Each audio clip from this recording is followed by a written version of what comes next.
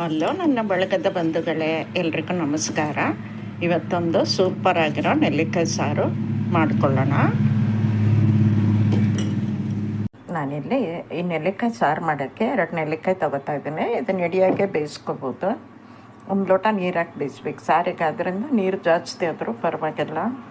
2 ಚಮಚದಷ್ಟು ಬೇಳೆ ತೊಳೆದು ಹಾಕ್ಕೊತಾ ಇದ್ದೀನಿ.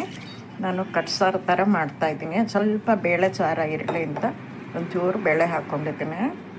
ನೋಡಿ, ಬೇಯಿಸಿದ ನೆಲ್ಲಿಕಾಯಿನ ಚೆನ್ನಾಗಿ ಕಿವುಚ್ಕೊಂಡಿದ್ದೀನಿ ನಾನು.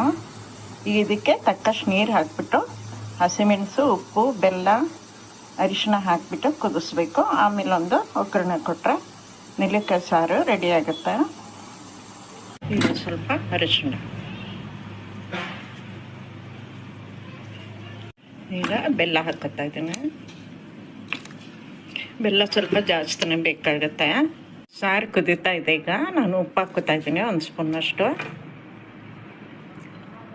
ಈಗ 2 ಹಸಿಮೆಣಸು ಒಂಚೂರು ಸೀಳ್ಬಿಟ್ಟು ಹಾಕ್ಕೋಬೇಕು, ಇಲ್ಲಾಂದ್ರೆ ಸಣ್ಣಗೆ ಹಚ್ಚನ್ನು ಹಾಕ್ಕೋಬೋದು. ಜೊತೆಗೆ ಕರಿಬೇವು, ಕೊತ್ತಂಬರಿ ನಾನು ಎಲ್ಲ ಹಚ್ಚಿಟ್ಕೊಂಡಿದ್ದು ಹಾಕ್ತಾಯಿದ್ದೀನಿ. ಸಾರು ಕುದ್ದು ರೆಡಿಯಾಗಿದೆ. ಇದಕ್ಕೊಂದು ಒಗ್ಗರಣೆ ಹಾಕ್ಕೊಂಬಿಟ್ಟೋಣ. ಒಗ್ಗರಣೆಗೆ 1 ಸ್ಪೂನ್ ತುಪ್ಪ ಹಾಕ್ಕೊಳ್ಳೋಣ, ಜೀರಿಗೆ,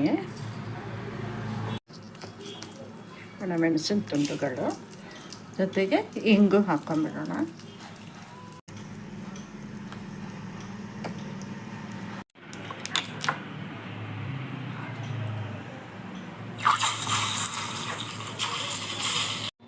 ನೋಡಿ, ಈ ಥರ ಊಟ ಇದ್ದರೆ ಯಾರಿಗೆ ಇಷ್ಟ ಆಗಲ್ಲ.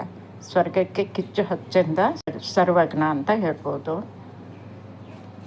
ನನಗಂತೂ ಸಿಂಪಲ್ ಊಟ ತುಂಬ ಇಷ್ಟ ಆಗುತ್ತೆ. ಈ ವಿಡಿಯೋ ಇಷ್ಟ ಆದರೆ ಲೈಕ್ ಮಾಡಿ, ಶೇರ್ ಮಾಡಿ, ಕಮೆಂಟ್ ಮಾಡಿ, ಹಾಗೆ ಸಬ್ಸ್ಕ್ರೈಬ್ ಆಗೋದು ಮರಿಬೇಡಿ.